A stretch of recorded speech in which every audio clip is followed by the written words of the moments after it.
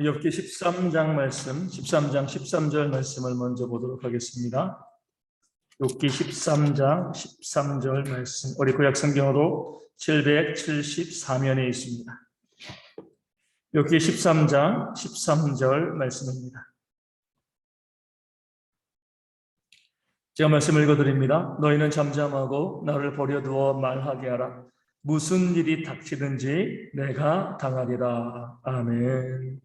우리가 이제 우리 신명기까지 모세오경을 보고 난 다음에 바로 이제 여호수아에 들어가는 것이 이제 순서적으로 맞는데 우리 욥기의 말씀을 또 봅니다. 욥기의 말씀을 보는 이유는요, 욥이 모세오경에 속한 그런 이 족장들의 시대에 살았을 것이라고 추정하기 때문에 그 시대에 기록된 말씀이다라고 보기 때문에 시대에 맞춰가지고 우리 모세오경 신명기 다음에 여호수아 들어가기 이전에 먼저 욥기의 말씀을 저희가 함께 보게 되었습니다. 가장 어려운 말씀 중에 하나가 욥기죠, 그렇죠? 이 친구들이 하는 말도 다 옳은 말이에요, 그렇죠? 틀린 말이 없습니다. 욥의 말도 옳은 말입니다. 왜 서로 옳은 말 가지고 싸우는지 잘 이해하기 어려운 그런 내용들이 있고 많은 비유가 있고요. 그 가운데 우리가 욥기의 말씀을 보기에 참 어려운 부분들도 많이 있지만 우리 전체적으로 이렇게서 왜 우리 가운데 욥기를 주셨는가, 그 부분을 생각하면서 오늘 말씀을 또 나누고 보시면 또 유익하리라 믿습니다. 오늘 말씀에서 욥은 이렇게 이야기합니다. 너희는 잠잠하고, 입 다물라는 거죠. 나를 버려두어 말하게 하라. 내가 말하게 하라는 거죠. 무슨 일이 닥치든지 내가 당하리라. 지금 고통당하고 있는 사람은 누구예요? 욥이죠, 그렇죠? 고난당하고 있는 사람은 욥입니다. 그런데 말은 누가 많이 해요? 그 친구들이 더 많이 말을 하고 있습니다. 나는 힘들고 나는 어려운데 힘들고 어려운 사람은 말 못하게 하고요. 친구들이 자꾸 말을 많이 이야기하고 있는 겁니다. 당하는 사람은 욥인 거예요. 주변에서 말만 하는 그런 말쟁이들이 친구들의 모습인 거죠. 이번에 우리가 오늘 지방선거는 어떻게 될지 모르지만 우리 대통령 선거를 통해서 이 정권이 바뀌었습니다. 왜 정권이 바뀌면 누가 신날까요? 대통령이 된 측이 신날까요? 그러지 않은 측이 신날까요? 아니, 그러지 않은 측이 신나요. 그럼요. 왜냐면 이제 말만 하면 되거든요. 그렇잖아요. 우리 보면 이제 정권을 잡으면은요, 정권을 잡지 않은 사람들은 뭐 그렇게 말이 많은지 몰라요. 그러니까 자기들이 책임질 게 없거든요. 책임지는 사람은 그 책임져야 되는 것 때문에 참 많은 중압감을 누리고 있는데 책임지지 않는 사람은 말만 하면 됩니다. 그러니까 이제 우리가 여야가 바뀔 때마다 그런 모습 보게 되잖아요. 뭘 해도 그냥 다 잘못했다라고 이야기하고 비판하고 정죄하고 이런 부분들이 똑같습니다. 야당이 또 그래서 존재하는 거예요. 책임지지 않고 말만 하는 겁니다. 누가 여당이건 누가 야당이건 야당이 되어지면은요, 그러니까 본인들이 책임질 수가 없으니까 그러니까 말을 계속하고 또 때로 그러다 보면 잘못된 말도 많이 하게 되어지고 이런 모습이 있게 되어집니다. 우리가 욥의 경우도 정말 욥이 고난당하고 있고 욥이 힘들어하고 욥이 아파하고 있는데 친구들은요, 본인들이 힘들지 않거든요. 본인들이 아프지 않아요. 본인들에게 문제가 없어요. 그렇다면 좀 입 다물고 또 욥의 하소연도 좀 들어주고 욥을 또 위로하고 격려하면 좋은데 고통당하지 않으면서도 삶에 어떤 문제도 발생하지 않았으면서도 왜 그렇게 말은 많이 하고 왜 그렇게 말은 잘하는지 모르는 거죠. 이런 것들이요, 우리 인간 사회의 악습입니다. 악습. 어디에서 보면 말만 잘하는 사람들이 있습니다. 오히려 수고하는 사람들은요, 말을 잘 안 해요. 왜냐하면 말하는 것도 힘든 일이거든요. 내가 열심히 헌신하고 수고하면서 또 많은 말을 한다는 것은요, 사람에겐 그런 능력이 없습니다.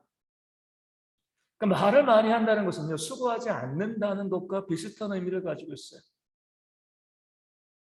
우리도 이제 저녁에 보면 하루 종일 회사에서 시달리고요, 집에 오면 우리 이제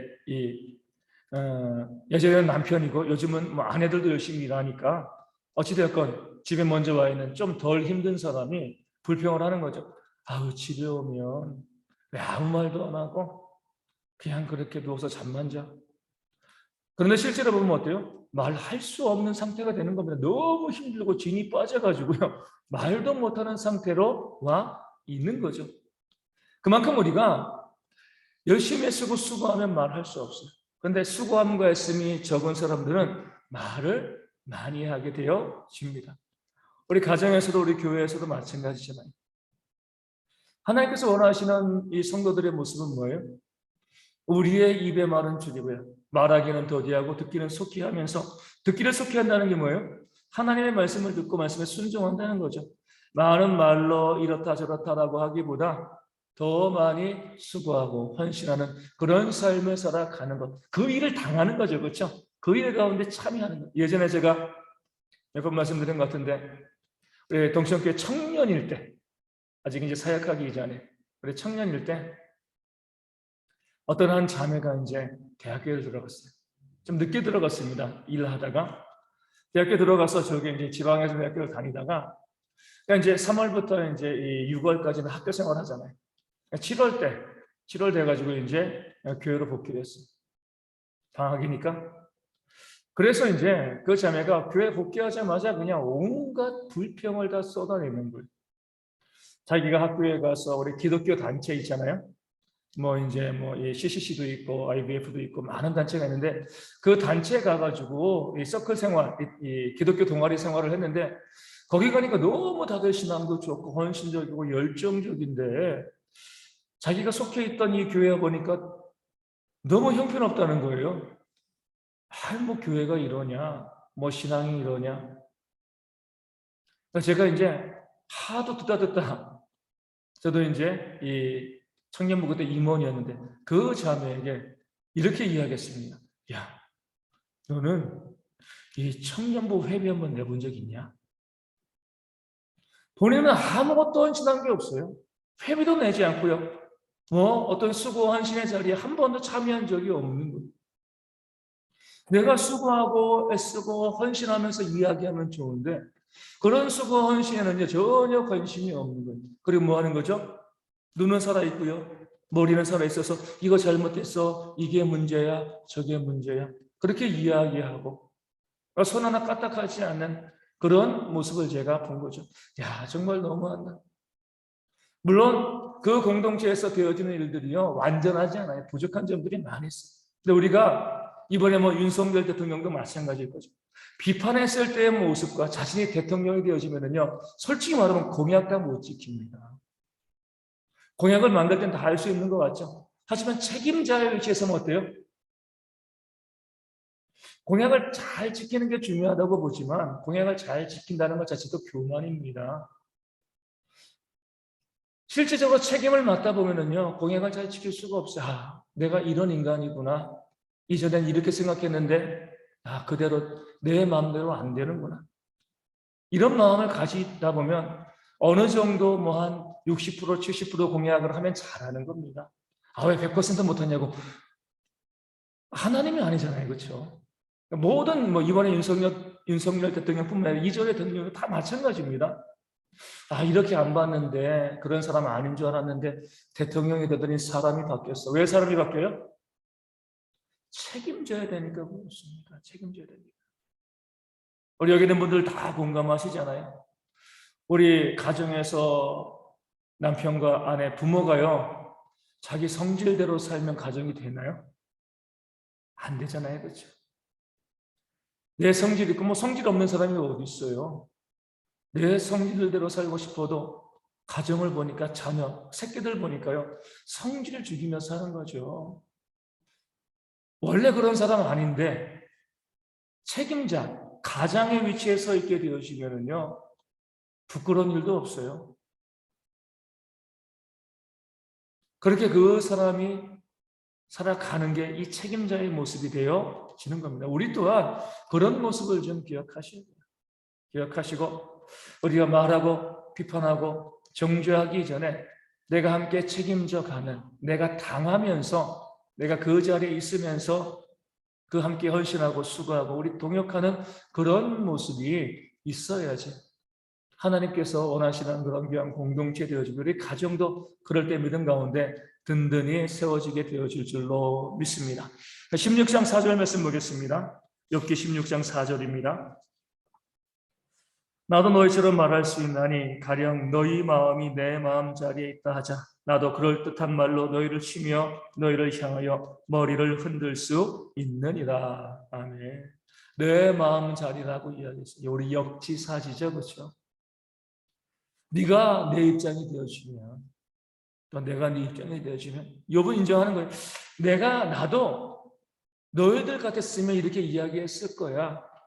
하지만 너희도 내 마음의 자리에서 내 입장을 한번 헤아려보고 내가 얼마나 지금 힘들고 어려운 점을 생각 좀 해. 그렇게 나를 좀 위로해 줬으면 좋겠다. 이렇게 이제 이야기하고 있는 겁니다. 항상 우리 가운데 다툼과 싸움이 벌어지는 이유는 뭐예요? 내 입장만 생각하는 거예요. 그 상대방의 마음은 어떤 마음일까? 물론 우리가 다른 사람을 이해할 수는 없습니다. 사람이기 때문에 하나님만이 사람을 이해하시죠. 다른 사람의 마음을 그저 조금 아는 것뿐이. 하지만 그런 마음이라도 가져야죠. 그 사람의 마음은 어떠할까? 그 마음을 가지고 바라보면 더 많이 이해하고 더 많이 용납하고 더 많이 받아들일 수 있는데 내 입장만 생각을 해요. 내 생각만 주장을 하는 겁니다. 우리 얼마 전에 이제 그런 이야기를 들었습니다. 어떤 분이 이제 이야기하는데 어떤 사람이 와가지고 다 이제 자기에게 하소연한다는 거예요. 이 두 이제 동업자가 있는데 자기에게 하소연한다는 거예요. 그러니까 이 제3자죠. 이 사람 이야기 들으면 이 사람 이야기가 많고, 이 사람 이야기 들으면 이 사람 이야기가 많고, 동업자가 서로 너무 이제 서운하고 서로 감정이 쌓여가지고 이제 그 동업이 깨어지게 됐는데 그 안에서 종업원으로 일하고 있는 이 친구에게 다 이야기를 하는 거예요. 근데 이 사람 이야기도 일리가 있고요. 이 사람 이야기도 일리가 있는 거예요. 서로 그 마음을 좀 봤으면 그 마음을, 그 역지사지의 마음을 가지면 뭐 헤어지더라도 좀 더 좋은 마음으로 헤어질 수 있을 건데 늘 사람들은 어때요?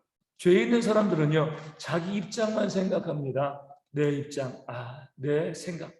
다른 사람은 어떻게 생각할까? 다른 사람은 어떤 마음일까? 이것을 헤아려 보지 않기 때문에, 그렇기 때문에 항상 다툼과 문제가 발생하는 거죠. 우리 얼마 전에 이제 엊그저께인가요? 어떤 이제 인터넷에서 어떤 엄마가 아들에게 보낸 카톡이 이제 실렸더라고요. 그 아들이 이제 시험 보고 난 다음에 성적을 쭉 뭐 영어 몇 점, 수학 몇 점 쭉 해가지고 전 과목 성적을 쭉 했어요. 평균을 내니까 95점이에요. 잘한 거잖아요. 엄마는 뭐예요? 나는 너에게 실망했다. 엄마 아빠가 너를 얼마나 사랑하는 줄 알면 더 노력했어야지. 그런 내용을 정말 숨 막히는 그런 내용을 갖다가 쭉 해놓습니다. 그 자녀의 마음을 전혀 잊지 못하는 거죠. 그 자녀가 올바르게 자랄 수가 없는 겁니다. 정말 그 자녀가 어떤 마음일까? 내 아들이 어떤 마음일까? 내 딸이 어떤 마음일까? 바라보셔야 되고, 자녀들도 어때요? 그 부모의 마음이 어떤 마음일까? 우리 목회자는 성도를 바라보면서 다 이해할 수 없지만 우리 성도들이 어떤 마음을 가지고 있을까? 또 성도들은 목회자를 바라보면서 목회자가 어떤 마음으로 목회를 하고 있을 것인가? 우리가 정확하게 할 수 없지만 이런 마음이겠지. 그렇게 하면은요, 우리 교회 성도 가운데 정말 사랑이 넘쳐날 수밖에 없습니다. 그 사람의 입장이 되어져 보면 어때요? 왜 그렇게 말하고 왜 그렇게 행동하는지 조금씩 이해할 수 있게 되어지는 겁니다. 그런 모습이 우리 모든 성도들 가운데 있어서 내 생각, 내 주장 고집하지 말고 그 상대방은 어떤 마음일까? 저 사람은 어떤 마음일까? 한번 헤아려 볼 수 있는 그런 지혜와 용기가 우리 가운데 있어야 할 줄로 믿습니다. 우리 좀 넘어가서 22장 7절 말씀 보겠습니다. 22장 7절 말씀.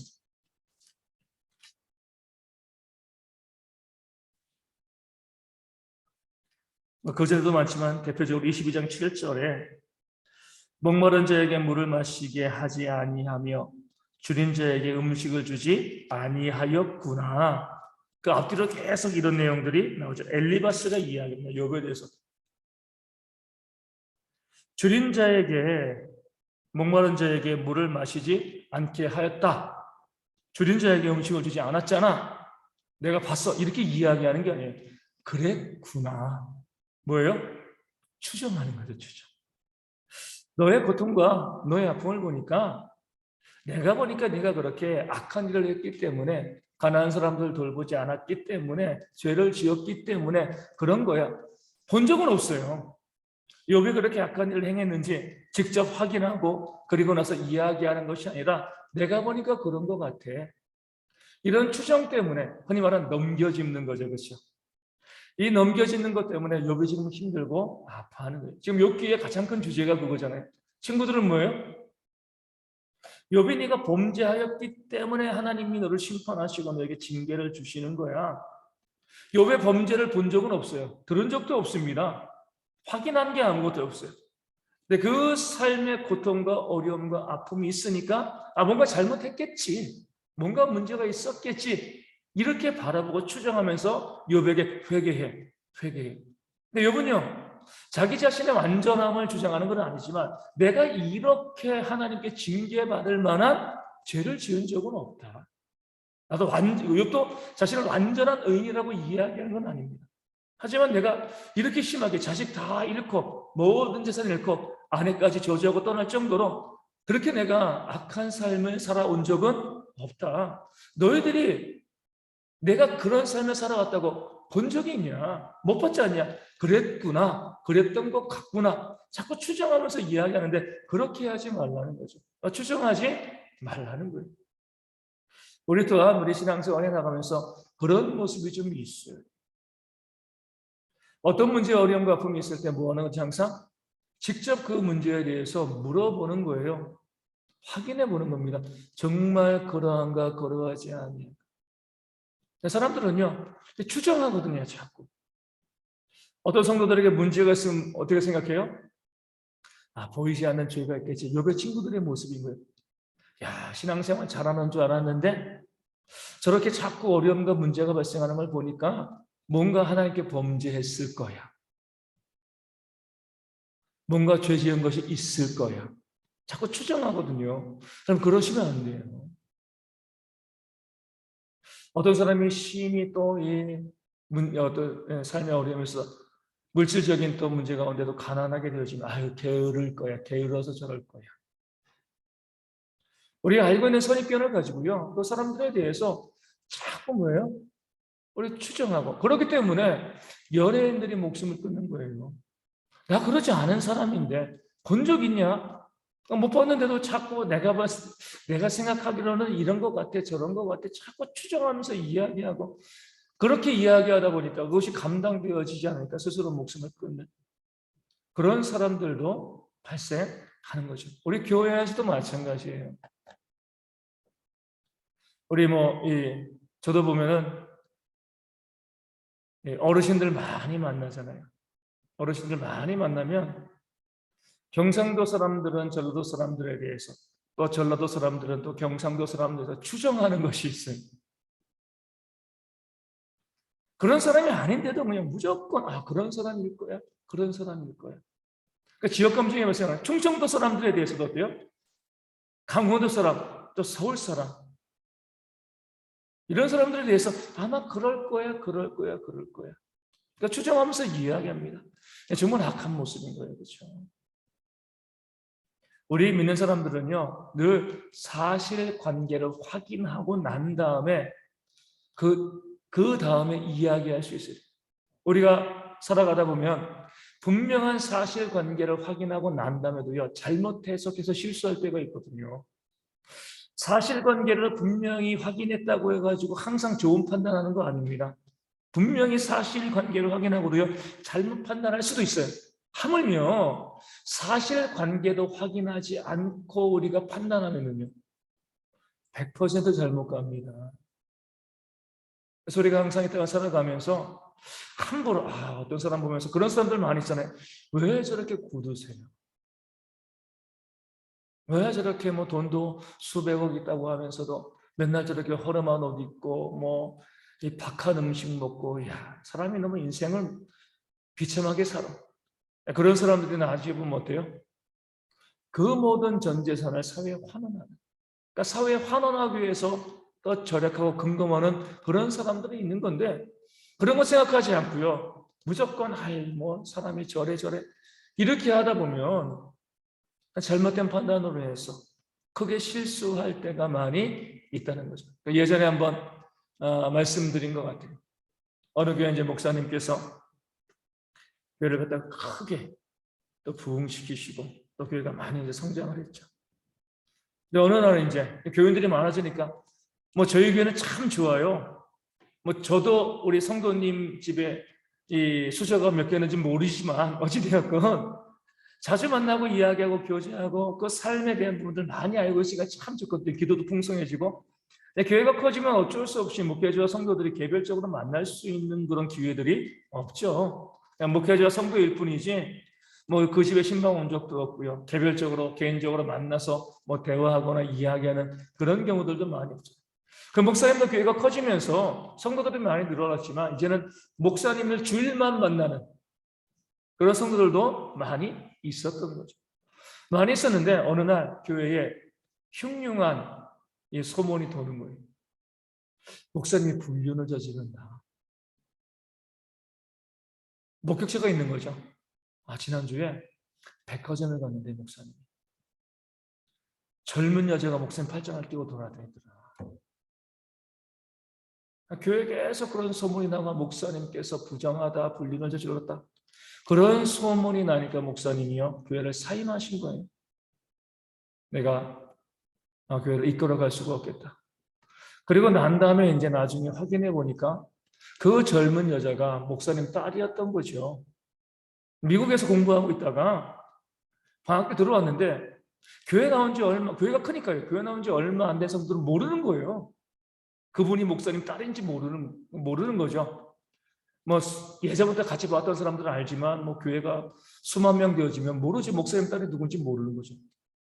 그런데도 그냥 목사님께서 그 딸이 아빠 팔짱 끼고 백화점 한국 나와가지고 아빠 옷 사드리고 이제 백화점 나오는데 목사님이 젊은 여자랑 바람이 났다. 이렇게 이야기를 하는 거예요. 그 목사님은 그냥 거기에서 해명하지도 않고 교회를 사임하신 거죠. 나중에 장로님이 찾아와가지고 죄송하다고 다시 교회 와서 목회해 주시면 안 되겠냐고. 목사님이 거절하신 거예요. 안 간다. 왜요? 나를 신뢰하지 못하는 사람들이 있는데, 그러니까 목회자가 그런 모습 보여도 사람들이 우리 목사님은 저런 목사님이 아니지라고 생각을 하고 확인을 해봐야 되는데, 목회자에 대해서 불륜을 저지를 만한 사람이라고 생각했다는 것 자체가 내가 목회를 잘못한 것이다. 성도들에게 그런 모습을 보인 것 자체가 잘못된 것이기 때문에 내가 그 교회를 목회하는 것이 옳지 않다고 생각합니다. 거절하신 거죠. 자꾸 추정하는 거예요. 내가 봤어. 그러면 그 사람이 누구인지 확인해 봐야 되는 거잖아요. 아니면 물어봐야죠. 목사님의 젊은 여자랑 팔짱 끼고 하면 어떻게 돼요, 여러분들? 나중에 제가 이제 그럴 수 있잖아요. 어디 10년, 한 15년 뒤에서 이 백화점에서 또 젊은 여자가 팔짱을 끼고 가는 거예요. 그럼 뭐 해야 돼요? 딱 보시면 가서 물어봐야지 누구냐고요. 그렇죠? 그럼 뭐라고 이야기하겠습니까? 내 며느리 될 사람이라고. 그렇게 이야기하면 오해가 안 되잖아요. 그렇죠? 목사님 딸이 없는데 누구야? 계속 말을 만들어내고 결국에는요 추정함으로 한 사람을 범죄자로 만들어버리는 일들이 참 많이 있습니다. 그래서 우리가 교회 가운데서 사실관계가 먼저 분명해야 되고요. 그리고 그 다음에 또 그것을 해석하는 것도 지혜로워야죠. 가장 안 좋은 것은요 추정하는 겁니다. 아마 이럴 거야. 이랬을 것 같아. 그렇게 심증만 가지고 움직이다 보면요. 우리 법원에서도 그래요. 아무리 심증이 가도요. 물증이 없으면은요. 무죄입니다. 그렇죠? 그래가지고 어떤 일이 벌어지는 거예요? 사람을 죽이고 시체를 훼손해가지고 다 버리죠. 시체가 나타나지 않으면 죽였다는 증거가 없으면은요. 심증이 아무리 가도요. 초월할 수가 없습니다. 세상도 그래요. 교회가 세상보다 더 뛰어난 기관이어야 되는데 매일 심증만 가지고 이랬을 것 같아요. 성도와 성도끼리, 목회자와 성도 간에도 그 심증만 가지고 이랬을 것 같아요. 저랬을 것 같아.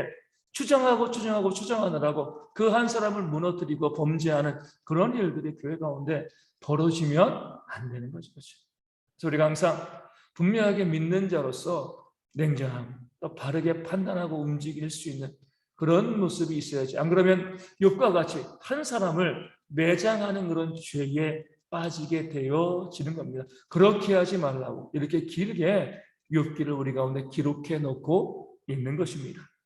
우리 22장 18절 말씀 보겠습니다. 욥기 22장 18절 말씀. 하나님이 좋은 것으로 그들의 집에 채우셨느니라. 악인의 계획은 나에게서 머니라. 아멘. 그들의 집에서 그들은 누구예요? 악한 자들이거든요. 아니 왜 악한 자들에게 좋은 것을 채우시죠? 여기서 좋은 것은요, 하나님 보시기에 좋은 거예요. 악한 자들에게 하나님께서 좋은 것을 주실 때 그 좋은 것은 뭐죠? 하나님의 징계죠. 그렇죠? 좋은 것이라고 해가지고 우리가 일반적으로 생각하고 있는 좋은 것들이 아니에요. 하나님은 늘 좋은 일을 행하신다. 선한 일을 행하시는 거예요. 심판도 선한 거죠. 그렇죠? 심판이 악한 게 아니에요. 의인에게 상을 주시는 것도 좋은 일이지만 악인에게 벌을 주시는 것도 좋은 일입니다. 그렇죠? 우리 국가가 그러잖아요. 법을 잘 집행해서요. 뇌물 버는 사람들, 악한 사람들, 그 사람들 잘 형을 때려서 감옥에 가고 또 벌 받게 하면은요. 좋은 거예요. 그렇죠? 그게. 나쁜 게 아닙니다. 그런 면에서 우리가 하나님께서 주시는 모든 것들, 그러니까 우리 개인의 삶에서도 내가 하나님께 징계받을 때도 뭐예요? 내가 잘못해서 범죄해서 하나님께서 나를 징계하실 때도 그 징계도 좋은 거죠. 그렇죠? 그러니까 징계가 없으면 사생제다. 사랑하니까 때리는 거잖아요. 사랑하니까 혼내는 겁니다. 그 혼내는 것 가운데 하나님께서 나를 향한 그 사랑이 있음을 깨달아 알게 되어지면 나를 아프게 하시고 나를 넘어뜨리게 하시고 나에게 병을 주시고요. 나의 삶에 또 문제를 만들어내시는 것조차 정말 좋은 것이다 라고 고백할 수 있는 그런 지혜가 우리 가운데 있어야죠. 그렇기 때문에 범사에 감사하는 거예요.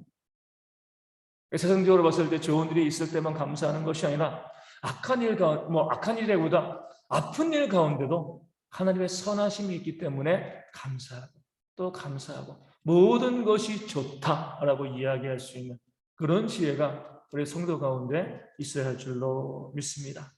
우리 23장 10절 말씀 저희가 잘 알고 있는 말씀이죠. 23장 10절.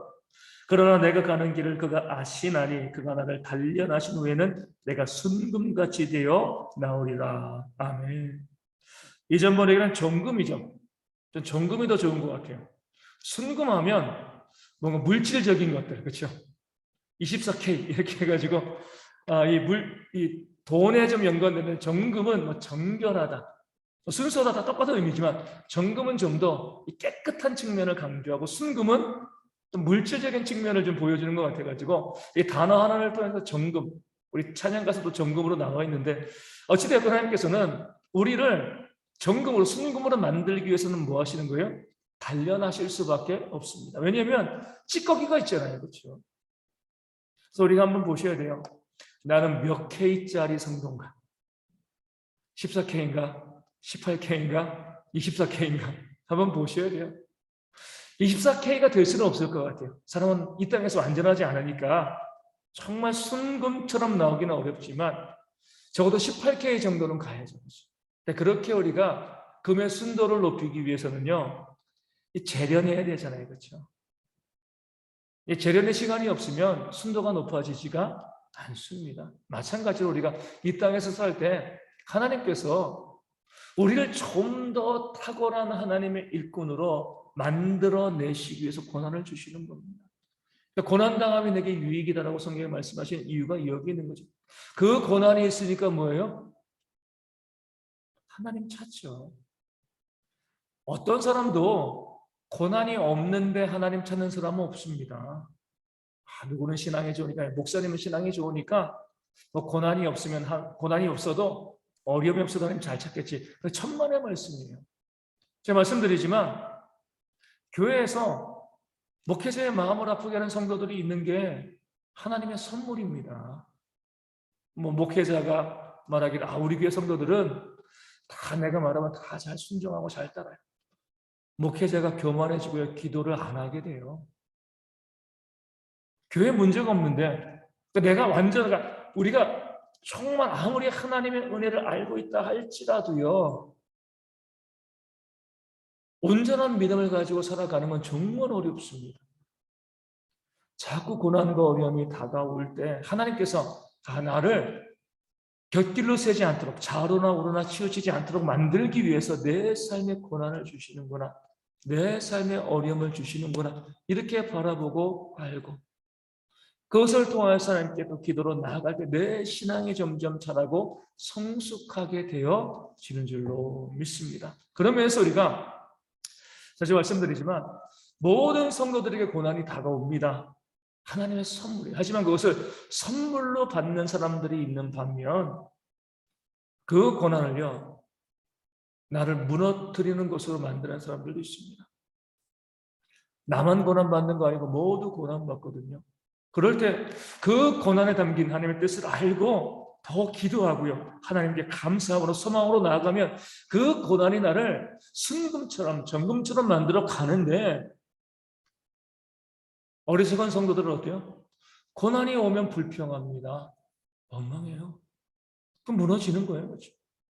똑같은 고난을 받습니다. 그런데 그것을 감사함으로 연단의 과정으로 바라보면서 더 기도하며 하나님께 매어 달리면 정말 좋은 선물로 우리 가운데 바뀌어지는데, 고난과 어려움이 다가올 때 원망하고 불평하면은요, 하나님의 좋은 것으로 주셨다가 그것으로 우리를 치는, 더 고난 가운데 빠뜨리는 그런 하나님의 징계의 수단이 되어지는 경우들이 있는 거예요. 그래서 우리가 고난과 어려움이 다가올 때 누가 좋아할 수 있겠습니까? 저도 안 좋아해요. 하나님 고난이 없으면 좋겠습니다. 다 그러죠. 하지만 일단 고난이 닥쳐오면 여기에도, 이 고난에도 하나님의 뜻이 있겠다, 그 사실을 기억하고요, 그 고난 가운데 하나님께 더 기도하고 매달려, 나도 하여금 기도하게 하시는구나, 나에게 더 좋은 선물을 주시려고 하나님께서 나를 이렇게 연단시키시는구나, 그렇게 알고요 하나님께 나아가면은요, 하나님께서 왜 좋은 것을 우리 가운데 채워주시지 않겠습니까? 그런 지혜가 우리 모두 가운데 있기를 소망합니다. 우리 이 31장 15절 한참 넘어가서 31장 15절 말씀입니다. 31장 15절 말씀 보겠습니다. 나를 태 속에 만드신 이가 그도 만들지 아니하셨느냐? 우리를 뱃속에 지으신 이가 한 분이 아니시냐? 아멘. 그가 누구예요? 종이죠, 종. 하나님께서 나를 태 속에서 만드셨는데 내 정도 하나님이 만드신 것이 아니냐? 욥이 바라보는 아주 탁월한 신앙의 모습이죠. 우리 모두는요, 하나님 앞에서 동등하다는 게, 하나님이 만드셨다는 게. 우리의 신분과 이런 것들은요, 세상이 만든 거예요. 그렇죠? 지위 구원은요, 세상이 만들어낸 것이지 하나님이 만들어내신 것이 아닙니다. 하나님은 우리 모두를 동등하게 만드셨습니다. 그렇기 때문에 욥도 뭐라고 이야기해요? 우리를 뱃속에 지으신, 나 그 이야기에다가 우리라는 게 우리 다 똑같다는 겁니다. 이것이 우리가 교회가 정말 회복해야 될 신앙의 모습입니다. 저를 만드신 하나님께서 우리 성도님들을 만드신 거예요. 우린 다 하나님의 자녀인 거죠. 하나님의 작품인 거예요. 세상에 때가 묻어가지고요, 그 세상에 때를 묻혀가지고 내가 더 잘났어, 내가 더 못났어 이렇게 이야기하는데, 그 자체가 우리를 만드시는 하나님의 은혜를 부정하는 겁니다. 그 어떤 사람도 우리보다 못한 사람들이 없어요. 또 우리보다 잘난 사람도 없습니다. 다 동등합니다. 그것을 바라볼 수 있는 신앙과 지혜가 있을 때 교회가 더 견고하게 세워질 수가 있게 되어지는 겁니다. 그래서 우리가 이어서 32장 8절 말씀 보겠습니다. 32장 8절과 9절. 그러나 사람의 속에는 영이 있고 전능자의 숨결이 사람에게 깨달음을 주시나니 어른이라고 지혜롭거나 노인이라고 정의를 깨닫는 것이 아니니라. 아멘. 우리 욥의 당시에는요, 그 당시만 해도 어른에 대한 공경이 상당히 셌잖아요. 또 그 당시에 어른들은 많이 또 지혜로웠을 거예요. 욥이 이야기하는 건 이거예요. 우리가 이 땅을 살아가면서 이제 물론 이제 인류의 말이지만 이 땅을 살아가면서 어른이라고 다 지혜로운 건 아니다. 누가 지혜로운 거예요? 하나님의 영이 있는 사람. 사회적인 신분주의와 장유 유서 이런 거 다 떠나가지고 누가 하나님의 영이 그 안에 있는가? 그런 사람이 뭐예요? 정말 지혜로운 사람이다 라고 이야기하고 바라보는 거죠. 높고 낮음에 대한 존중이 있어야 되지만 어르신에 대한 공경의 교회 가운데 있어야 되지만 또 더 근본적으로는 우리 모두가 나이가 많으신 어르신이건 나이가 어린아이건 다 하나님 앞에서도 뭐예요? 동등한 하나의 개체임을 우리가 이해할 수 있어야 됩니다. 오늘 이제 투표하면서 막 소동들이 많이 일어났다며요. 어디 이제 투표하는 데 가가지고 60 중반 되신 이제 어떤 이제 남자분이 옷을 좀 젊게 입고 그렇게 와가지고 이제 투표하러 갔더니 앞에서 이제 인도하는 사람이 어르신이 이쪽으로 가셔야 됩니다. 그러니까 누가 어르신이냐고. 나는 청춘인데 이렇게 이제 이야기하시면서 이제 이 선거 안내하는 사람에게 막 버럭버럭 화를 내셨다. 이런 이제 이야기를 들었습니다. 젊게 입는다고 무조건 젊어지는 것은 아니죠. 누구라도 다 어르신이 될 수가 있고요. 누구라도 다 어린아이가 되어줄 수가 있습니다. 그런 것에 우리가 민감하게 반응한다는 것 자체가 결국에는요. 그 삶에서 다른 사람을 차별하는 모습들이 있다는 것을 반증하는 것이 되어지는 겁니다. 남이 나를 뭐라고 부르건 그렇게 받아들이고 그래 우리는 모두 다 동등하지. 어린아이에게도 하나의 인격이 있고 어른에게도 부자에게도 가난한 사람에게도 모든 사람들에게 다 동등한 인격 다 동등한 사람 그런 것을 우리가 인정해낼 수 있는 것이요. 그러니까 성경이 우리 가운데 원하시는 모습인 거예요. 무조건 어른이 말하니까 들어.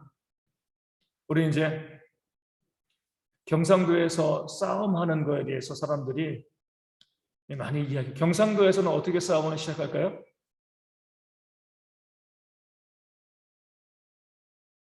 이렇게 이제 사람들이 재밌게 이야기. 경상도에서 이렇게 싸움을 시작해요. 니 뭔데? 닌 뭔데?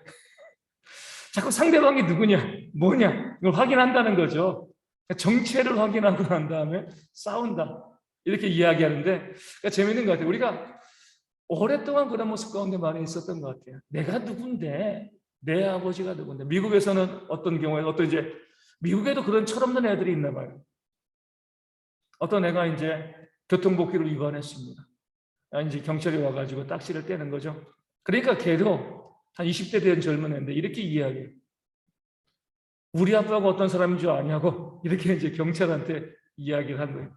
경찰이 뭐라고 이야기했을까요? 왜? 엄마가 안 가르쳐 주시든 이렇게 이야기한 거예요. 그러니까 그 경찰이 봤을 때 너무 웃긴 거죠. 야, 그래, 네 엄마가 그런 것도 안 가르쳐 주냐? 왜 나한테 그걸 묻냐? 살아가면서 그렇게 자기가 누구인지 그냥 아무것도 아닌데 내가 이런 사람이야, 우리 아빠가 이런 사람이야. 자꾸 자기를 자랑하고 드러내는 이런 모습들이 세상 가운데 많이 있는 가장 어리석은 사람이에요. 아무리 어린 사람, 아무리 약한 사람, 아무리 장애인이고 아무리 부족한 사람이라 할지라도 그 사람을 존중하고 사랑할 수 있는 그런 지혜가 우리 가운데 있을 때 하나님께서 그런 우리를 또 기쁘게 받아주시고 또 은혜로 채워주실 줄로 믿습니다. 오늘 말씀 여기까지 함께 나누기로 하고요. 우리가 항상 욥기 말씀을 읽으면서 우리 계속해서 이야기하고 있는 것처럼 함부로 죄를 추정하지 말고요. 함부로 넘겨짚지 않는 그런 모습이 우리 가운데 있을 수 있도록 자꾸 그런 유혹들이 우리 가운데 있습니다. 그렇게 하지 않고요. 분명한 것만을 이야기하는 그런 지혜가 우리 모두 가운데 있도록 많이 기도식을 통해서 교회가 넘겨짚지 않고 그것 때문에 다투고 싸우는 그런 일이 발생하지 아니하도록 또한 기도해 주시면 감사하겠습니다.